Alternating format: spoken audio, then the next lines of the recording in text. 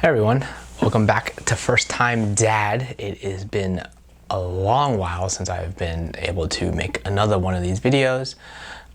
So long, in fact, that this is actually pre-recorded way before Noah.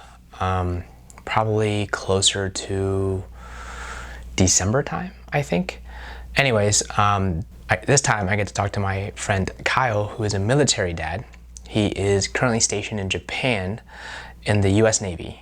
So we get to go talk about his transition into a new culture, into a new land, what it's like to be in a military family, and also the differences between military living overseas and military living in the States. So enjoy.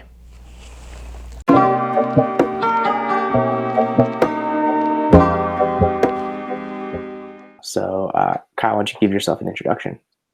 Yeah, hey guys. My name is Kyle Copeland. Andrew and I have known each other for about 12 years now. And we met through my wife, Leanne, when they were in college at Ohio Wesleyan and I was at Ohio State.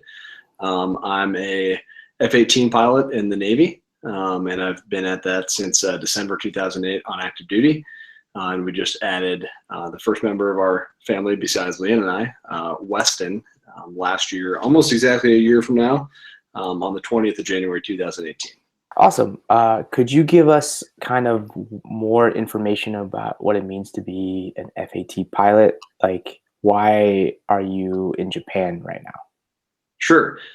So part of the Navy's force construct, I guess, is the best way to put it. We have 4 deployed naval forces. They're all around the world, Europe, Asia, etc. And we have 1 carrier air wing that is based in Japan. The air wing itself, the aircraft and the squadrons on the fixed wing side primarily are based in Iwakuni, Japan, which is in southern Japan. And then the aircraft carrier itself, the USS Ronald Reagan, is based in Yokosuka, Japan, which is just southeast of Tokyo, about a 30 to 45 minute train/car ride to downtown there. So Iwakuni is a little bit more remote, but it gives us the ability to operate a little bit more freely since it's a less populated area for noise and other sensitive things like that. But yeah, we deploy basically about 5.5 months a year aboard the USS Ronald Reagan in support of national objectives throughout the Pacific, and we participated in a number of exercises as well throughout that deployment. So were you deployed when Weston was born, or kind of how was that whole situation? So I was not thankfully deployed when Weston was born, though that is definitely a common occurrence in the military. Unfortunately, just sometimes unavoidable. But I was actually on my shore duty. So in the Navy, we do kind of a sea-shore rotation, and I was on shore duty, luckily, when Weston was born. So was able to be home for that and spend a few weeks at home, just helping the family adjust to what it was like to having 1 more member for the few weeks following. That's great. How did you find out, or how did you feel when you found out that you were becoming a first-time dad? I would say it was very exciting, but mixed emotions for us for sure. We had been trying to have children for sorry, my computer just went to sleep there. For about, I would say a minimum 2 years. Liam would probably say 3 years.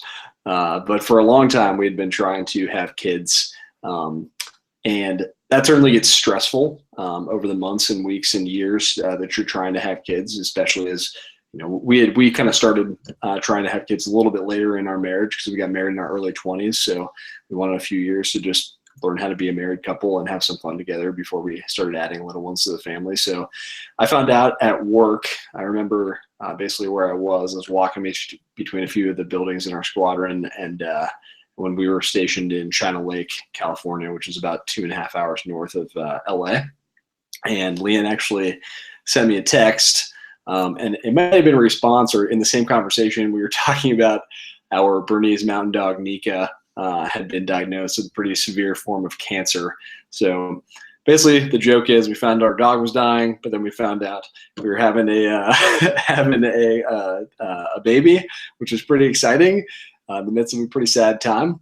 And then about a week after that, we found out that that we were going to be moving to Japan shortly after Weston was born. And at the time, we actually didn't know what that timing would look like. So we thought we might be having a baby in Japan, or I might be here and Leanne's at home. But thankfully, it all worked out. So mixed emotions, but generally, we were both very excited. And at the same time, since we were trying for a long time, relieved and just thankful.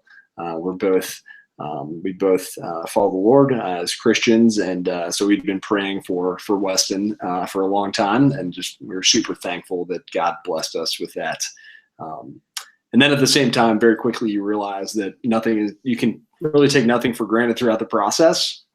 So it's a little nerve-wracking, especially I think with your first one. I think the next time around, if we have another child here, it'll be less stressful, but the doctors, there's two sides to it. So one side, the doctors are, it's amazing what they can do and what they can monitor. But on the other side, the lack of, I would say, active intervention, at least in our pregnancy, was very minimal. We had a few minor things come up, but still it was just something that they said, hey, we're just going to continue to monitor this. And that was pretty much that. And Weston arrived 9 months later. That's awesome. That's awesome. So you spent the whole time in Cali pregnant, but then in Japan is when, shortly after Weston was born, then you went to Japan. So I know for my life right now, like nesting is huge. How did the whole household handle the fact that you knew that you couldn't really settle where you were then, and that you were going to move, and not just move like across states, but like over an ocean? Sure. So I think every new mom is a little bit different, and obviously this is a new dad show, so we won't talk too much about the new mom side of the house. Their bodies obviously go through some pretty wild changes and pretty miraculous changes at the same time.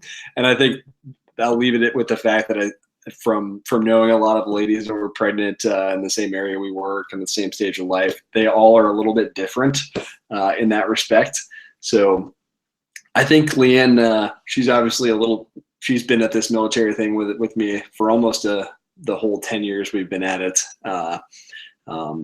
since October 2009. So just under the entire time, basically, almost. So I think she was anticipating moving as well. So we kind of made the decision early to hold off on packing up our house until kind of the last minute. We had the option to pack it up early and then have our stuff here, or wait and pack it up a little bit later and have our things in California. We kind of figured California was a known quantity. We could kind of nest there with the understanding that we're going to have to pick up and move across the world at some point. But that was kind of again, unknown expectation. So moving overseas, I guess you're not in the point where you need to concern yourself about education. Specific, does the military offer anything specific to children of military families that are stationed overseas? They definitely do. The military has a great kind of support construct, I would say, is the best way to put it. We took, just for kind of some generic child raising expectations stuff, we took a kind of new parents class at the local hospital where Leanne had Weston. And at a lot of military sites, they offer those as well. We were fortunate to, I say fortunate, we delivered Weston in a civilian hospital in Ridgecrest, just because there's no military treatment facility that's capable of handling a maternity situation or well suited to do that. So we mostly went on the civilian side for the support and education, but they absolutely do offer everything from new parents classes regarding pregnancy process, labor process, etc., to just general parenting. And they have educated professionals, qualified, certified professionals that teach those classes as well. We're fortunate to have 3 of our parents as grandparents now, still with us and active and with great relationships there. So I definitely find us reaching out to them, as well as we read, a number of books, et cetera, just both about the pregnancy process as well as about just being parents. We put some of those on hold just because it's a lot to take in at once. Yeah. And you can find yourself making these overwhelming lists. And I think God gives us the natural ability to have children, and also gives us that, kind of about, and it gives us that wisdom as we seek it when we're required as well. It's just kind of a natural thing. I feel like you'd certainly learn by trial and error in some ways, and you sharpen each other. But yeah, there's a little bit of OJT, if you will, on job training as well. Yeah. So how was it to transition to not just being a parent, but almost fairly simultaneously also to new culture? Sure. So moving to Japan, I had been here, in December. So about a month and a half prior to Leanne having Weston, her giving birth, I had to do a work trip over here. So I had a little bit of heads up as far as what to expect. And luckily, most of that, I would say 99% of it, was good news. That being the Japanese are a culture that loves children, specifically for some reason in our case, seem to love our little white, blonde-haired, blue-eyed baby. We always joke that he could have hundreds of surrogate Japanese grandmas here. They just all come up to him.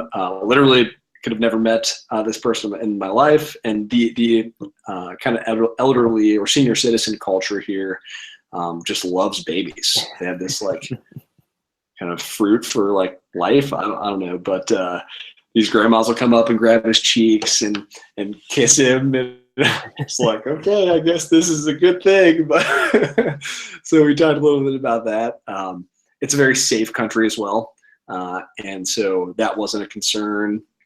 I would say our biggest question mark was the medical care. We're very lucky, blessed that Leanne came out of the pregnancy perfectly healthy. I wouldn't say perfectly the same, because having a baby, changed for a lady, but no follow-on complications, I guess. And then Weston was healthy as well, minus a few very minor things, but very lucky that he was healthy. So we weren't really overly concerned with follow-on care. And in that case as well, if something would have come up with Weston where his primary care physician or pediatrician wasn't comfortable with him moving to a remote location, the military would have changed our orders based on that and kept us in a place where I was going to ask about that. That's awesome. Yeah, where he would get the care that he needed. So what is your, I guess, work schedule? I know you kind of discussed you're deployed over there. I don't think there's any. Is there like tour duty? Is there something that you have to worry about in any way of being, I guess, moving, or not moving, but like you being sent somewhere that's not with Leanne and Weston? Yeah, absolutely. So when we're back here, our deployment schedule is fairly predictable, which is a good thing in the predictability aspect. It can be a little bit of a challenge because we're pretty much deployed every year from the late spring, early summer until typically just prior to or sometime around Thanksgiving. This year we got back in early December. That's not a guarantee, but that's the typical deployment cycle for us out here, which is certainly more often than folks deploy from the stateside or from the continental United States. And then when we're back here, we're primarily doing training. So we're still flying a fair amount. We're still moving pilots through qualifications, as well as we typically do one training detachment every year in between those deployments. So this year we are heading to Fallon, Nevada to do some kind of formal training for the pilots primarily, but also for our maintainers. They get a little bit of training out of that as well. So we'll fly all of our jets, 8 jets, over to Fallon, Nevada and back during the month of March. And we also do some focus training here during the month of February leading up to that, kind of in preparation there. where you live, is that amongst other military families, or are you kind of on your own to find your own, not on your own, but like, can you choose where you want to find your own lodging? Yeah, so in our case, this is actually a Marine Corps air station down here in Iwakuni. It's been a Marine Corps air station for a while. And as well as we operate with our Japanese self-defense force partners, both the Japanese Navy as well as Japanese Air Force operate. We share the base with them, but it is technically a U.S. Marine Corps air station. So in our case, we do live on base, but not everyone lives on base here. Because the air wing just recently moved from Atsugi, which is near Tokyo, down here to Iwakuni, they built the U.S. and Japanese built a large number of family housing kind of units. So we live on base, but in an off-base housing community. So we basically live in a small community about 10 minutes to 15 minutes off of base. So it's nice because it forces you to go explore and be involved kind of at a minimum on your drive to and from work. But it certainly isn't quite as convenient as living right by the squadron. That would give you a little bit of a detach point as well. So we live around, maybe there might be 100 to 150 housing units up here, but we live in a standalone house that's actually pretty nice, and it was brand new when we moved into it, which is pretty rare in the military housing world. The community surrounding your house is all other military families.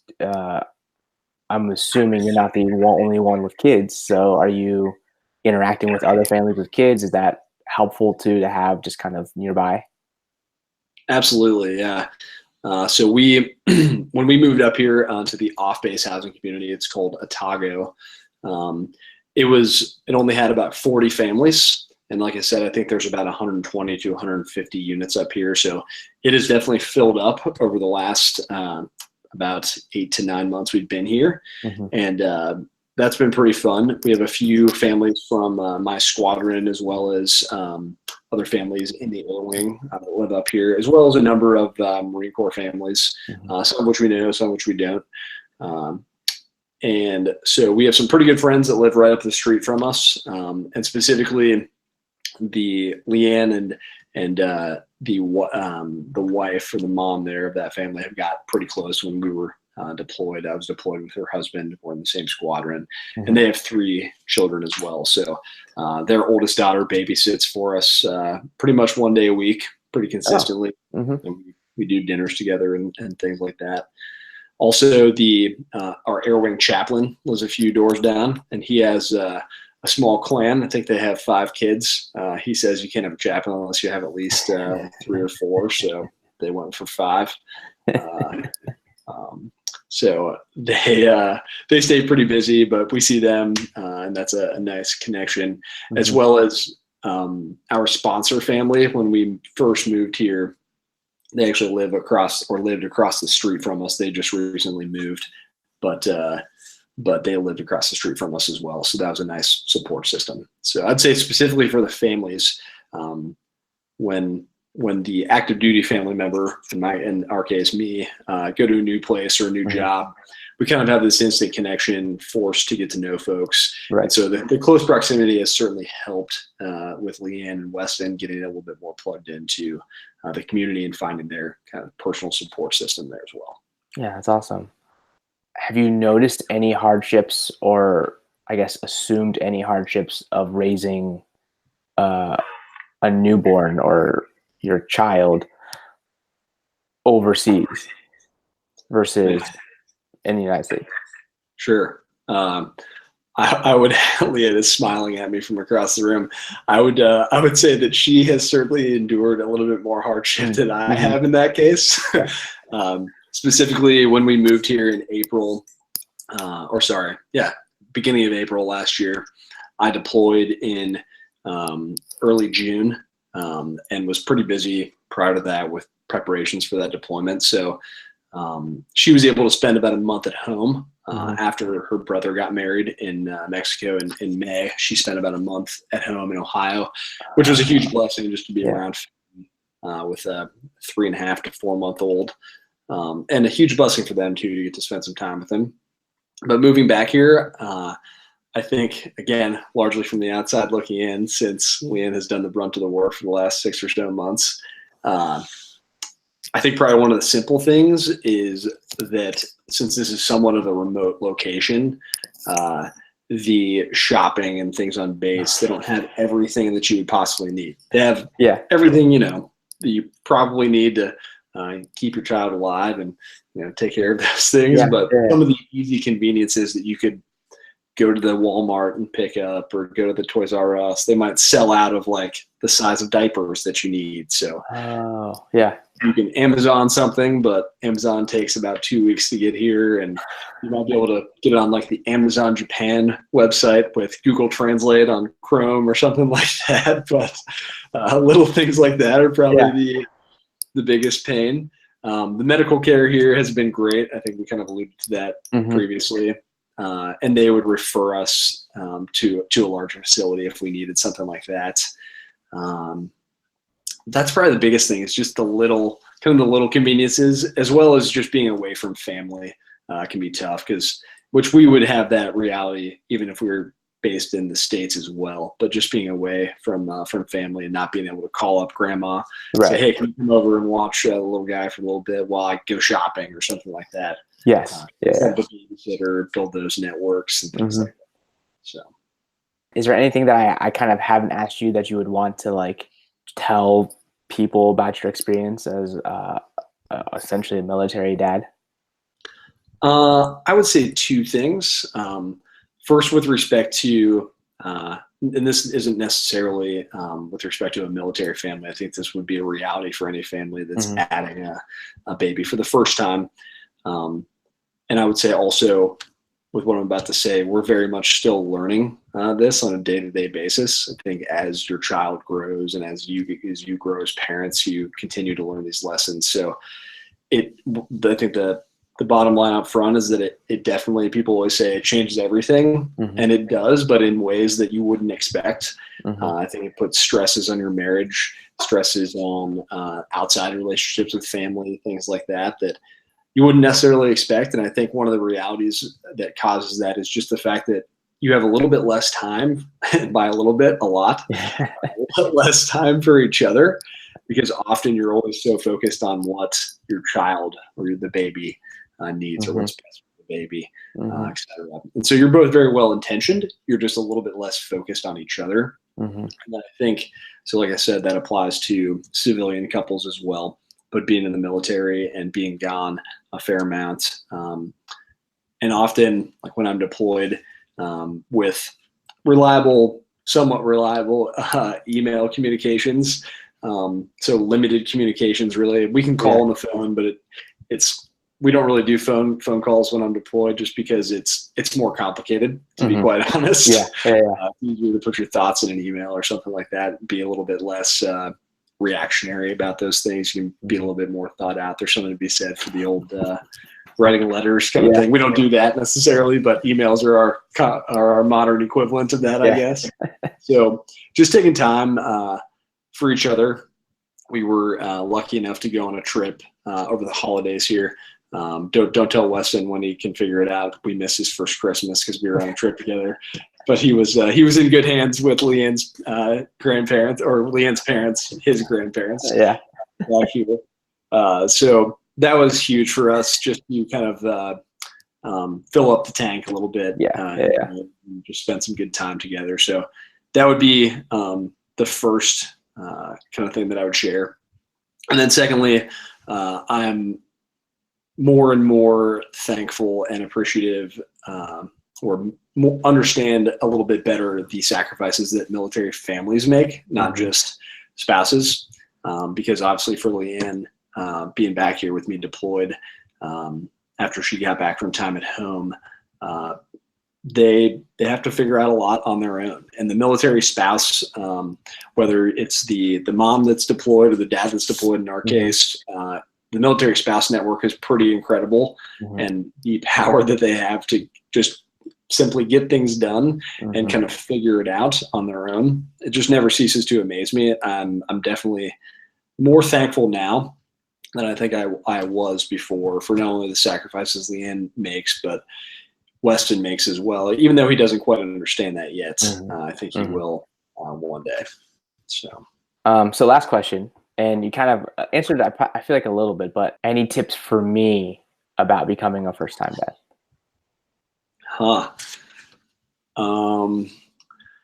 Let's see. For me specifically, I would say lessons learned, I guess, is, I guess the easiest way to say it is kind of follow mom's lead in a lot of ways, but never stray away from a little bit of extra work because you feel like you've earned it. For me, it's easy because I know that Leanne changed every diaper and put him to bed every night when I was small. But even without that, I think obviously moms sacrifice a lot, especially in I hesitate to use the term traditional, but kind of the more traditional family where maybe dad's working and mom's spending time caring for the little one. And so never pass up the opportunity to not only serve your child or the baby, but also serve your wife in that case as well in that process. So that goes leaps and bounds. At the same time, I don't think there's ever a way to make it even. And for Leanne has done a good job of kind of coaching me through how to help her most effectively and take care of Weston with her most effectively. But at the same time, like she, I think, values when I just take action and do something. And she might tell me later, like, hey, I just, gave him a bath like 2 hours ago, but that was really nice of you to give him a bath. And she probably really appreciates that. I've never given him a bath 2 hours after she did, but I feel like if I was a little bit better dad, maybe I would without knowing. So just helping out when you can without maybe always asking, hey, what can I do? What can I do? Just go and do it and take that off their plate. Give them some time.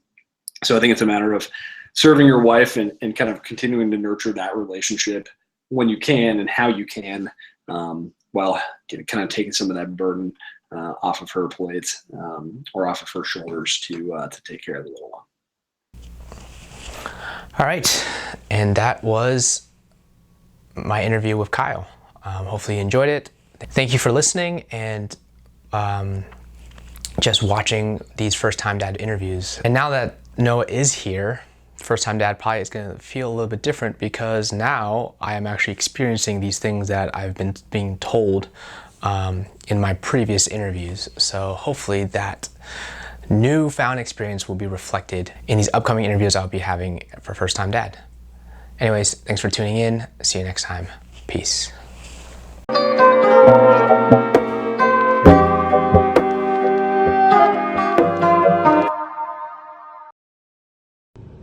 Hey guys, Andrew asked me about if we had any funny stories or if I had any funny stories or experiences about transitioning to Japanese food here, specifically for Weston. We're currently driving, actually, ironically, to the Japanese grocery store that we shop at. So we love Japanese food. The food here is delicious. Obviously, it's not a whole lot different than you would imagine. It's probably just made a little better, but lots of rice, sushi, fish in general. It's actually a pretty healthy diet. So we love most Japanese food. We still have a grocery store on the base that we can go shop at for all of our normal American things. From the dad side, from Weston's side, he really loves these little Japanese, we call them Japanese crunchies, but they're basically just these little baby, snacks, for lack of better terms, like crackers, puffs, stuff like that. So he totally digs those, and they sell them in these cool little small packages, so they're super convenient for traveling and stuff. But yeah, other than that, I'm sure, as he grows up and continues to get some teeth here, he'll probably, maybe his chicken nuggets will be gyoza or like the pot stickers that they eat a lot of here as well. We'll see. But yeah, nothing too crazy, but the food here is pretty incredible. And yeah, maybe Weston will become a Japanese raw fish sushi fan at a young age. See you guys.